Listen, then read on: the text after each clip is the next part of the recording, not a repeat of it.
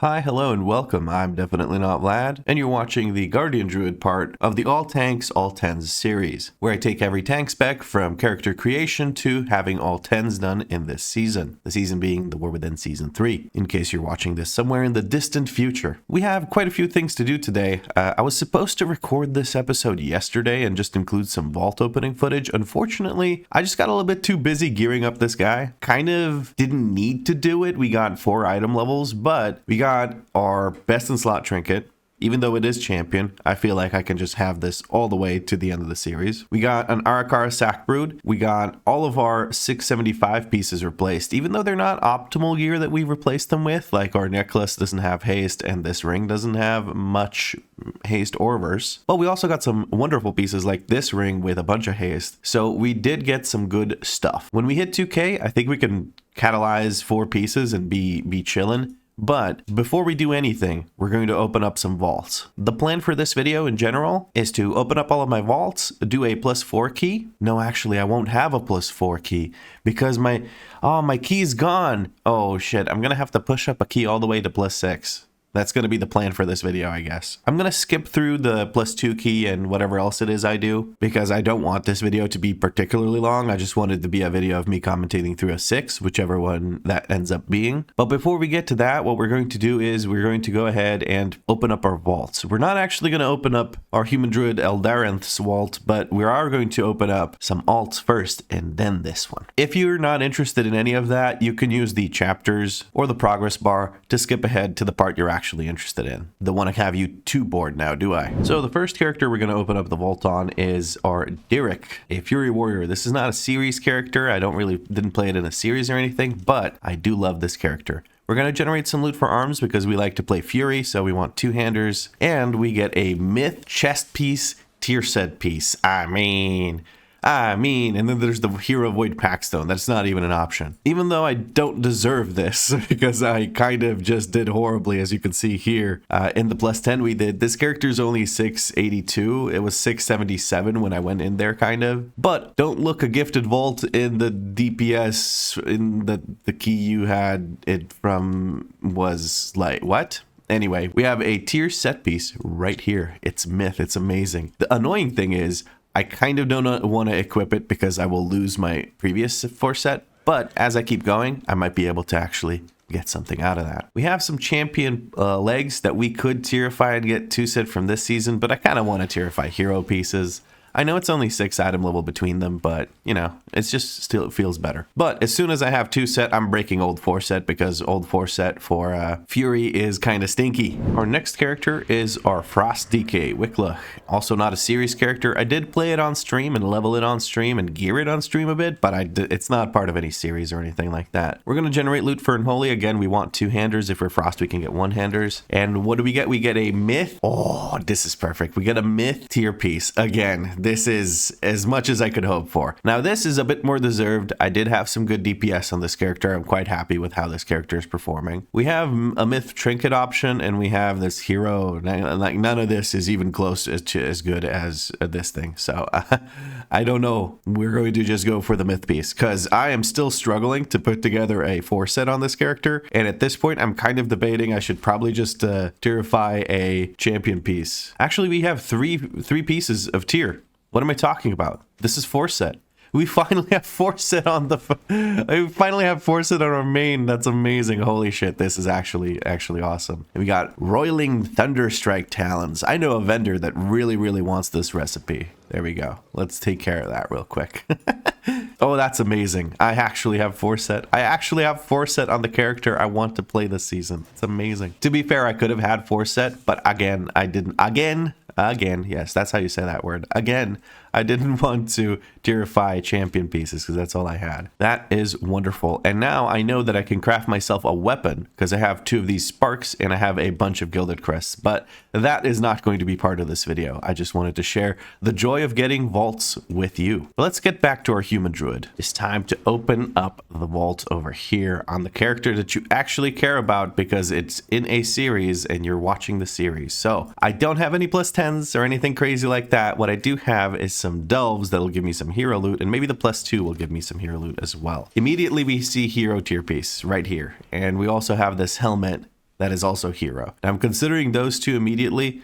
More the helmet than the chest, actually. Why? Because it has better stats. It has more haste, so I'm considering that. But I already have a hero helmet, which I would like to tierify. And we also have the pantaloons, which could be good. You know what I'm going to do? Since I have 3 pieces of tier set in here, all of which are different, obviously, what I'm going to do is I'm going to go do a delve. That makes 0 sense until I add some context by saying that I can get a hero piece from the delve. The way I'm going to do that is, let me just go over to the bank here. Hello, yes. I would like to retrieve 1 Shrieking Quartz. Thank you. So this Shrieking Quartz, we can use that to summon in Kaiveza. Kaiveza always, even if you die to her, always drops a Delver's Bounty. So we're going to immediately go do a Delve. We have Kreewall's Rest over there. I'm just going to go over to Kreewall's Rest and we're just going to do that. I want a hero piece. And if I can get a hero piece that I can also tierify, it will simplify the choice I have in the Great Vault, because I think I might be able to squeeze out a 4 set this week, or not this week, but like today. Again, if you don't want to see this part, just skip ahead with the chapters. I know it's not the most exciting thing in the universe to watch me do delves, but honestly, I'm probably not going to show you much. I'm probably just going to skedaddle through it.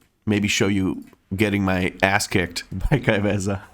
Oh man, we start things off with 4 of the Nemesis mobs. That's interesting. So I've been told by someone that Maul, it does not do more damage than spamming Iron Fur, which I cannot see that being the case. It just straight up, the math just doesn't math. Maybe you could make the argument, I think, in whatchamacallit, in Incarn, where you can spam Mangle and Thrash. Spamming Iron Fur makes sense because then you basically get more casts per global overall. But outside of Incarnation, I cannot find a way where doing a Moonfire instead of a Maul and an Iron Fur every now and again is better than just mauling. I've been told that, but I just find it hard to believe. So if somebody can explain the in detail math of how that is supposed to work, I would be very, very thankful. Oh, hello.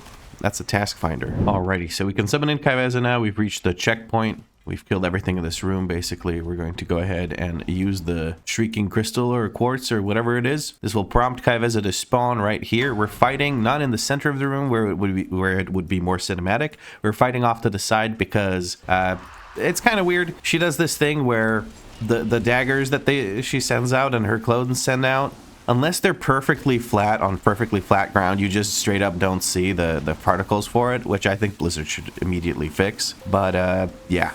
And also, these guys kind of spawn in weird sometimes. We got to make sure we face them as they charge in, otherwise we die, so we'll keep an eye out for that. Nexus daggers are coming in soon. We got to keep an eye out for where those are coming from. She's going to do some, a clone is going to do some, and a new clone is going to do some more over here. So if that clone had landed here on this little bump, on this little elevation, I would not be able to see those lines at all, unless Blizzard has fixed it in this most recent reset. But we face another Dark Massacre here, so we're going to face the first one immediately, and as soon as that's over, we're going to face the other one. There we go. We've survived that. Kaiveza's at 59%. We're trying to finish that off. Once she gets to 50-ish is when she skedaddles. Oh, see? They're on the bumps, and I just immediately can't see where the hell they're coming from. I kind of vaguely managed to figure out where exactly they were coming from, but holy shit, that is annoying, Blizzard. Fix that shit immediately. I have died so many times to this shit, it's not even funny. I'm gonna face these just so I don't die in case they still do damage or something, even though she just skedaddled. And let's grab this. We got our Delver's Bounty. We got some champion bracers that have worse stats than what we have right now. I like haste more than I like verse right now, so we're just gonna stick to our Treasure Seeker's Binding. Which is nice that you can get some champion pieces from her. That's kind of nice. And we're going to grab this Delver's Bounty, immediately use it because otherwise I'll forget. And hopefully we can secure ourselves a hero piece that we can tierify. That would be absolutely amazing. All right, Brad, an execute of yours would come in real handy right about now. I'm kind of getting tired of this boss fight. This has been taking a while. I've been killing this thing for like 2 minutes, 2.5 now. There he goes. He's been executed. Wonderful. Good job, Bran. Now, the real question is, will I be getting a hero piece worth all this effort? Let us maximize our RNG luck here. If you didn't know, the way you do that is you first collect all of the gold. Of course, you have to collect all the gold first. Then you open left bountiful heavy trunk. You accept the quest. You grab right bountiful heavy trunk. You grab flickering spoils if you have them. Then you grab Nemesis strongbox, however good it is. We have all of them killed, so we're good. Gilded stash. Bountiful coffer, and then and only then do you open the hidden trove, which contains your hero piece for this run, which is boots with pretty bad stats. Okay, well, it's an upgrade, so we're going to equip it either way. But hey, at least we got 3 different cosmetics. That's kind of crazy. 2 of them are the same one, though. Unfortunate. Critverse necklace with avoidance, the same one we have. We're going to equip that just because it has avoidance as well. Why not? And that seems to be just about it. We also have the Delve Trinkets guy here. So when he shows up, it's when you have enough Delver's Journey, which is the rank 3 Delver's Journey here. Zahran will appear at the end of tier 9 and above delves. There's some other perks for this, but Zahran is who we're talking about right now. And he will send you some trinkets, and they're based on the day that it is. He has 5 different permutations of trinkets that he sells, so 5 different sets of trinkets. It's all the same trinkets, right? It's all the delve trinkets, but on a 5-day rotation, he keeps selling different ones. So every day you see him, you're going to see different trinkets, and there's 5 different possible variations of trinkets that you can get. So anyway, that explains Zahran. I probably just pissed some people off by not right-clicking myself and leaving the delve, but yeah, it's really not that serious. It's not. Stop typing the comment. I know I can right-click myself and leave delve. It doesn't make a big difference, okay? I don't have a microwave. I have an actual computer with an SSD, so I'm able to do this relatively quickly. Thank you for your concern, but you don't need to type the... Actually, you know what? I type the comment. I need the engagement on my videos. Now, what I could do is I could recraft my weapon with these gilded ethereal crests, because I have enough now to actually go and do that. Between doing some delves and getting the 15 extra from the cracked keystone in the last episode, I do have 63 gilded crests. So I could get myself an enchanted gilded crest and craft an item. A few moments later. Order filled, we have a 720 halberd, and we're chilling. There you go. Boom. This brings us to 695 item level. Jose. We had 3 options. We were trying to see if we can get a piece to tierify. We have a helmet that we can tierify that's already hero, so we for sure don't want to get this helmet. That's for sure. Now, if I get myself pants or the chest piece, I will be getting 2 set. The chest piece has haste and mastery. The pants has crit and mastery. Out of all those stats, this one has the best one. We want as much haste as we can get, and then the rest of our stats should be allocated to versatility. It's not bad to have mastery. It's not bad to have crit. They're not bad stats. The other ones are just better. So we're going to go for this chest piece to get ourselves 2 set. I just think it's a good idea. It's going to be an upgrade as well for what we have, and we can just commit to it. Whabam! We're quickly going to go over to the catalyzing thing really quickly. We're going to put our helmet in here, and we're going to transform that as well. This will give us 2 set. Whabam! And there we go. We have the 2 set acquired. We're quickly going to fix our transmog now because we're not actually looking the way we want to look. There we go. And now the 2 set for us says thrash damage increased by 20%. Thrash has a 40% chance to launch a star surge at a victim at 160% effectiveness. Now I'm curious if it's actually worth trying to squeeze 2 points into this, because I think with how little I use Nature's Vigil and Innervate, I might actually just want to grab this for the Star Surge procs. It's 5% more damage on the procs versus talents I literally never use. So I think I might just go for that. Yeah, I think I'm going to just slap that on there. And there we go. Now our 4 set, when we get it, is going to say, on impact, Star Surge launches a thrash split to up to 3 additional targets at 20% effectiveness and grants a stack of Gathering Moonlight. Casting Lunar Beam consumes Gathering Moonlight to increase your damage by 4% per stack for 12 seconds. That's a bit convoluted, and from what I've been told by some viewers, it is a pretty low proc chance, and with how often you use Lunar Beam, you don't really get much out of it, but hey, you know, that's a thing. That's our 4 set, so we can't really do much about it. But we don't even have it yet. We just have some extra Star Surges going out, hopefully doing some good chunky damage, and that is all we can get out of it. Let us turn in this Delve quest that we got to give us some Delver's Journey, some quick progress. This happens every time you finish a Delve the first time of the week. What? You get that quest for the first delve you finish in the given week. There, that's a much better sentence. Anyway, oh goodness, we only have a +2 key, and it's actually Streets of Wonder again. Are you trolling me? Well, good thing is, I'm going to be skipping through this and not recording it unless something very interesting happens, and we're going to just skip to me doing a +6 key. Come on, give me the 2-star. Please just give me the 2-star. A minute left. 4 deaths, some alright DPS, and what do we get? We get a Warbound Offhand. Okay, I'll put that in the the thingy. We got some gloves. There's another leather wearer in the group. Unfortunately, I can't trade it because it's actually an upgrade. And they have leech, but these ones that I have are haste verse. So I'm probably just going to upgrade the ones I do have. Thank you for the key. And we're going to teleport out, or Hearthstone out. Not too bad. Decent run. Only 4 deaths, and they were mostly just standing in things by the hunter, I think. But shit happens. Healer was having some struggles. I think I see why they had struggles. They do symbiotic blooms, which means that all of their damage is Moonfire and Wrath. They never go into into cat form to do rake and rip. So that's part of why their HPS was a bit rough at times, and they also spent a lot of mana. But we got through it. It's a +2. People are learning their specs and the dungeon, which I would prefer if they just kind of learned their dungeons in there and not just their specs. But as healers, honestly, it's kind of rough. You can't really learn things as a healer anywhere. Anyway, we do have some lovely carved ethereal crests, so we're going to use those to just upgrade whatever we can. We don't have 20 of them, but hey, no, you know what I could do? I could go over here and I could spend all of these weathered crests on buying carved crests. That would be good, which I can buy 6 stacks of it, I believe. Yes, the math is correct. 6 stacks of carved crests, which means quite a few upgrades for us. We just have to consume all of those. That takes a moment. Would be nice if we could just, not have that be a thing. But let us upgrade our wrists, and then this necklace, and then this ring. And finally, last but not least, our signet, I believe, is the last item we need to upgrade to get carved of the ethereal. Now, we don't need carved crests anymore, so we can go back to Vaskarn here. And unfortunately, we don't have enough carved crests to actually get ourselves some runed crests, but we can spend some runed crests. Now, ideally, I wouldn't be doing this, and the optimal thing to do would be to just spend runed crests on items that are 3 out of 6 hero that you get from +10 keys, but I'm not gearing this character long term. I'm just trying to get some 10s done, or all 10s done. So we're going to go ahead and just upgrade our hero pieces as much as we can with the runed crests that we do have. I'm going to hold off on upgrading these boots. I'd rather save a few runed crests for when we get shoulders or gloves or pants, so that we can upgrade those once they're terrified and all that, which I will be keeping more longer. I'll be keeping those for sure. So I'd rather save at least a few of these rune crests. But we did upgrade our chest, we did upgrade our helmet, and now we're at 698 item level. I'm feeling pretty beefy on this character. We got a Dawnbreaker +4, so we're gonna quickly go do that to get ourselves a +5 or +6 key. Who knows, maybe even a +7 key. Maybe we just jump straight into a +7. Who knows? We'll see what we end up getting when we finish this Dawnbreaker. There we go. +2 the key. Pretty close to a +6. What? +6? Yeah, we +6 the key.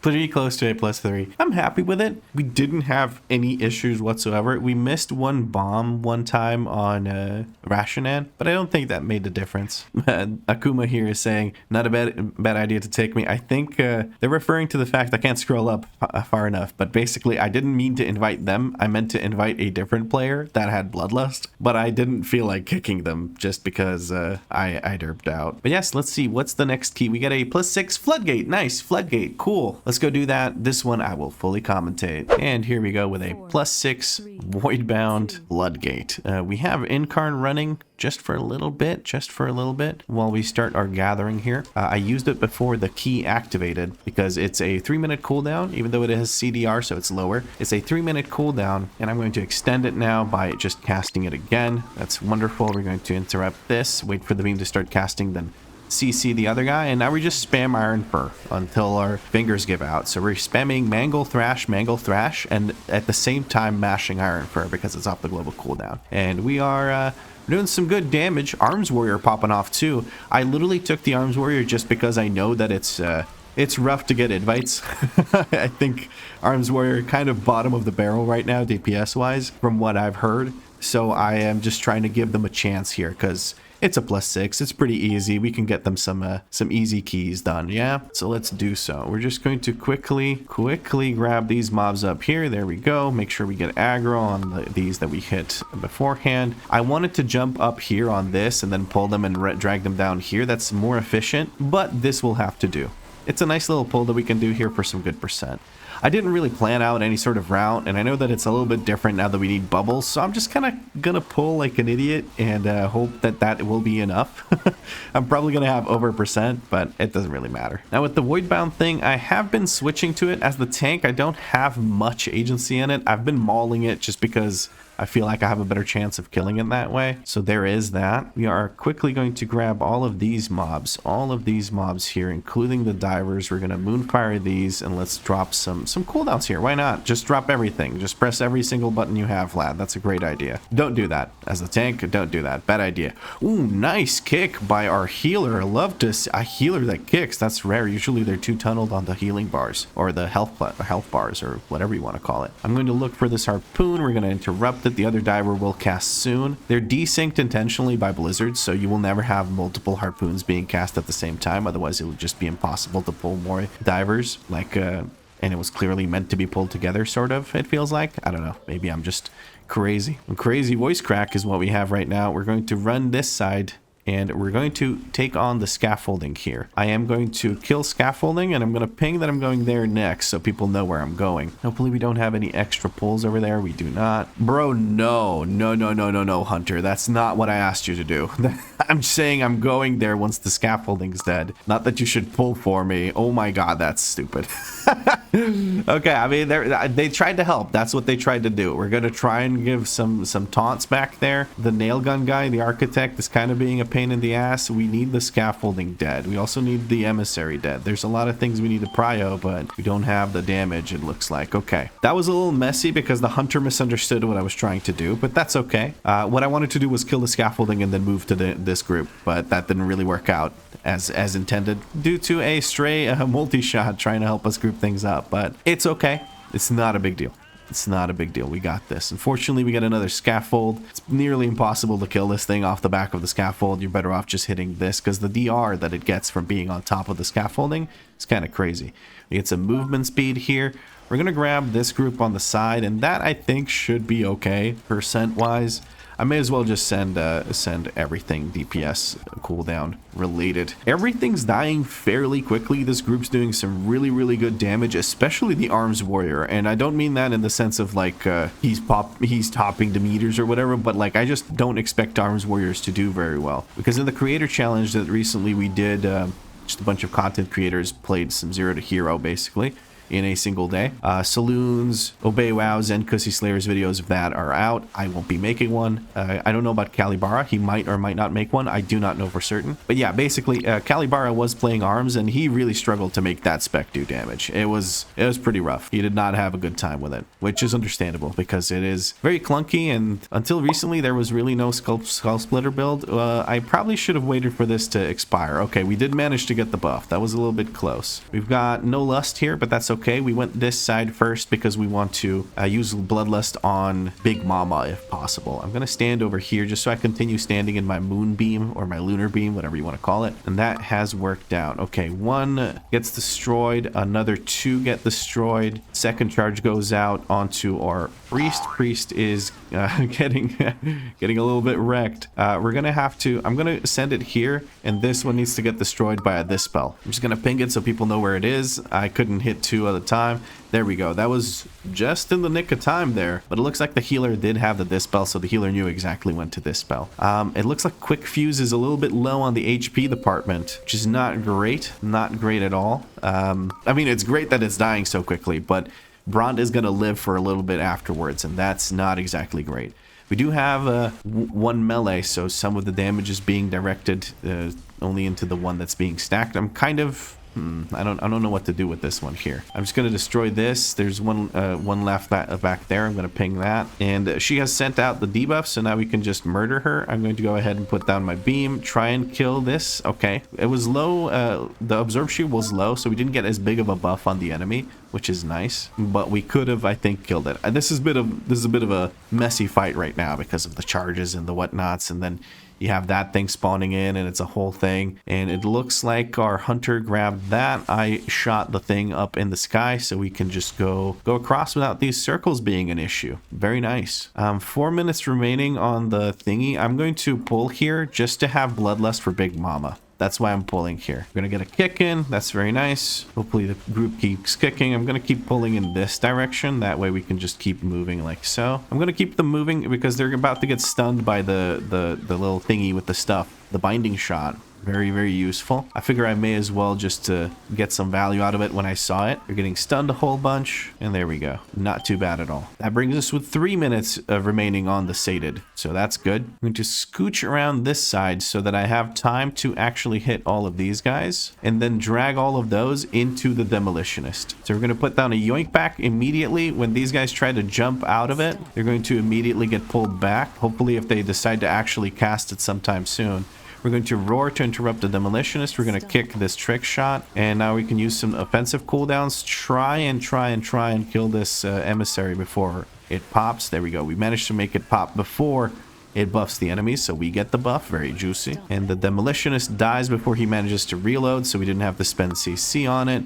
And the inspector is the last one left. They did get some jumps off to the side. We have 2 minutes left on the cooldown for Bloodlust, so we are going to pull more trash because I may as well just have Bloodlust for Big Mama rather than just keep it for a very long time. You could argue I could have just gone Big Mama and tried to rush to this boss, but I do need to pull these things for percent anyway, so there is that. 84 seconds remaining on the Bloodlust timer. I'm gonna go upstairs for Bloodlust timer. All right, we're gonna hit these guys. Hit these guys because they're closer. Keep hitting these guys down here if I can. We're mashing Moonfire because that way I can actually get some of them marked with Moonfire that I'm not even targeting because of Twin Moonfire. All right, there we go.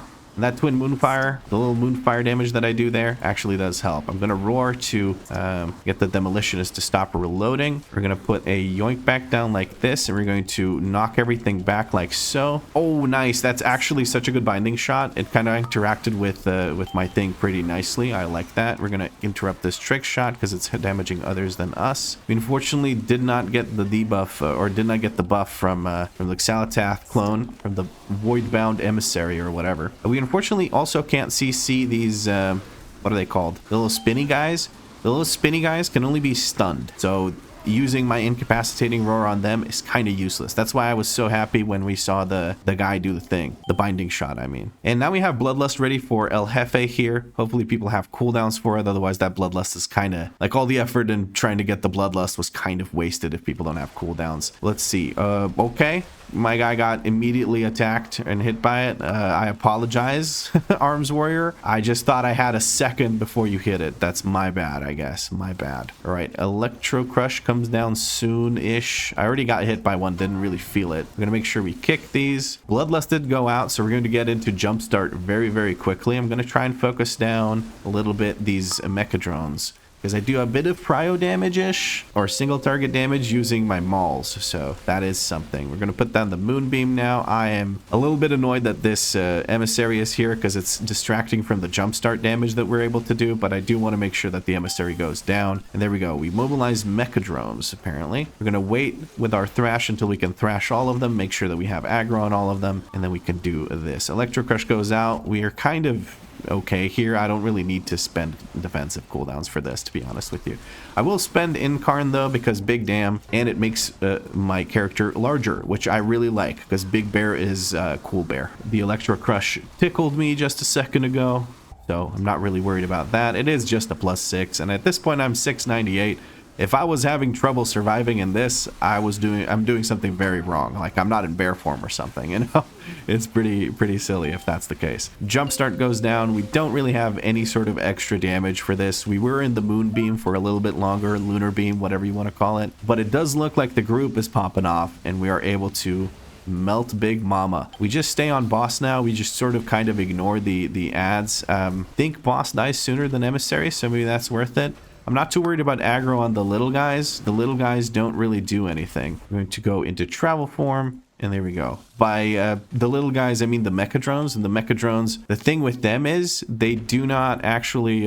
do we really need to go upstairs? I guess we'll go upstairs just to not risk pulling any bombs down there. That could be disastrous. But yes, the Mechadrones, they don't actually auto-attack. They don't do that. So what you can do is... oh, hold on. I need to do this. What you can do is the tank is just ignore them basically if you don't have aggro on them, as long as they have aggro on melee, because that way they'll stay stacked. You want to have aggro on them just so you stack them, but damage intake wise, you don't really have to worry about it too much. Shockwave goes down. stops a couple of these from doing their thing. Hopefully we have Blood Elf Enjoyers. If there's a Blood Elf that can take care of this, or a Mass Dispel from the Priest or something, that would be sick. But unfortunately, we don't seem to have any of that. I should have interrupted something instead of letting them cast. I was a bit too optimistic. We have a Blood Elf. Our Hunter's a Blood Elf, but they didn't utilize the racial. Not many people think of it, especially not when you're ranged. You don't want to walk in just to do that. But the last 2 Kelp will be falling soon. We're going to knock this back just so it stops dealing damage to our group. And that's the last one. We're going to activate these we're planting these bombs. I was going to say the plant bombs. Since when can you make bombs out of plants? I don't even know how that works. The goblins would find a way though. And here comes Bubbles, the true end boss. Just kidding. Swamp Ace is about to make quick work of Bubbles. Back and left, please, is all I'm gonna say, just so people know what we're doing. I'm gonna move the boss a little bit away from that thing in the back. That kind of hurt actually, from this dirt mound in the back, because it's uneven terrain, and sometimes it makes it very difficult to see those what are they called, the waves that are coming your way. So it can be a little bit annoying and a little bit dangerous to deal with the waves due to how the terrain works over there. So that's something to take into consideration as the tank, if you can position it a bit further. It also helps the range so they don't have to run into melee and stuff. Kind of nice. I think someone tried to ping the emissary and not the boss, but they ended up pinging the boss because the ping system is kind of interesting sometimes. Let's put it that way. I'm going to stay safe from these waves now. I personally don't really have to do much. We're going to use what was this thing called? Just Rage of the Sleeper to do some defensiveness for the Sludge Claws. They are one of the harder hitting abilities in here. It does feel like this dungeon has 3 bosses that are heal checks, and those same bosses are also tank defensive management checks as well. Let's put it that way, because they got some rough tank busters. We're gonna bark skin this one. That should be more than enough to keep us safe. I have to say our druid our healer has been absolutely popping off. I feel like they've been keeping us so very safe the entire dungeon. At no point in time did I have to worry about my HP or anyone else's HP, which is really, really nice. So Angelina, sorry, if you're watching this, well freaking done. You've been popping off. This was super smooth. All right, we're going to pop a dark flight over here, and then we're going to try to get that. A quick interrupt over here, quick interrupt over here. Try not to thrash while they're over there. Drop this yoink back so that when these inspectors try to jump over to our range, they get yoinked back into the center of the fight. If the inspector ever decides to do that, that would be wonderful. He seems to just not want to do that. We're going to just roar now. Holy damage, Batman. We absolutely destroyed this group. Our hunter, I don't know, our hunter got pissed off about something. One of these goblins called him a bad name, and they did not like it whatsoever. So that was an interesting amount of damage. Those mobs melted. Didn't even matter that I didn't have a good yoink back, or a well-timed yoink back. It was quite nice. I'm going to immediately go over to here. I'm being targeted by the first one, I think, so I'm not going to interrupt it. The other one was targeted at our warrior, so I interrupted that one. We're going to put a yoink back down in a couple of seconds. Actually, no, we're not, because it's on cooldown, so I lied, and I apologize for lying. It was not my intention. Maybe I can put it down. No, they've already jumped off to the side. It's not on cooldown, so I really don't get if they've actually jumped or not. I'm looking at this little icon here, and I can't tell whether these guys have jumped away or not. Well, that one tried to jump away just now, but it didn't really work out for him because of the yoink back. So it looks like when they fail to jump correctly, this doesn't register as being on cooldown, so that's a little bit interesting and annoying. And we are now ready to pull the last group, which will give us percent actually. Look at that. It's not perfect percent, but it's pretty dang clean. So my route seems to work, even though it was a little bit wonky because we pulled a bunch of extra trash before Big Mama, but that was so that we have Bloodlust for Big Mama, and potentially another Bloodlust here at the end. I don't think we will get a Bloodlust here at the end because the group's doing ridiculous amounts of damage, so the boss will probably be dead before Bloodlust comes back up, or near the end of the fight, Bloodlust will come back up. So now what we're going to do is, while these guys are close to death, we're going to start running forward to activate the boss fight while we finish this off. There we go. And that'll make it even quicker. We get another stampeding roar from Angelina, or Angelina. I'm sorry, I don't know. And we're going to get started with the boss fight. There's really not much for me to do here. I just get punched and run across the room. That's it. That's my job description. I am a punch in the face specialist with a minor in rheumacrosology. Yeah, that's it. I don't know. I don't even know what I'm saying at this point, honestly. I did just get punched in the face. Didn't even feel it. We're trying to kill the emissary. There we go. We got the emissary. I'm not going to drop down my thingy with the stuff, my moonbeam, because I'm being forced to move very soon. I'm going to immediately just run across. I'm going to run maybe into this corner just to make sure if somebody else uses a pool that my orb is trying to jump to, it doesn't actually end up murdering me. Okay, it looks like we're safe. We're going to get thunder punched. I'm going to use the offensive and charge back to it. And I think we're good now. I don't think we need any of these pulls, so people don't have to worry too much about standing or electrocuting any of the pulls. We're going to give movement speed here. No, we're not. We're going to charge over. That's what we're going to do. And now we can actually use the lunar beam now that I'm not yapping my face off. And we can just blast the bejesus out of the boss during the damage amp. Or not the damage amp. Sorry, there's no damage amp here. During him standing still. I may have used the beam when I moved over. I'm not 100% sure. The beam comes off cooldown very, very quickly, so maybe I should just be sending it on cooldown anyway. We're going to use a self heal here to heal us through the damage that we're taking over time after getting thunder punched. And you know what? I'm going to drop this beam right now because, like I said, it's a low cooldown. I may as well make use of that. Bloodlust is coming up in 2 seconds. I'm going to say Bloodlust in case we see it.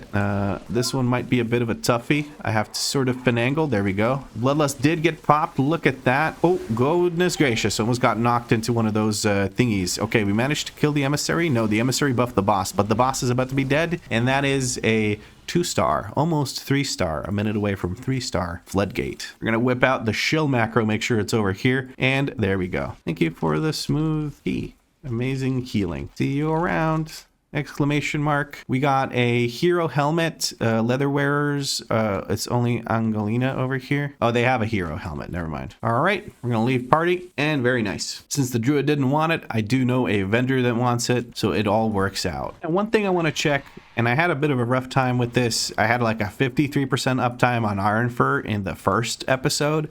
So let's take a quick look here at how I did this time. 75%. That's much more adequate. I like that a whole lot more.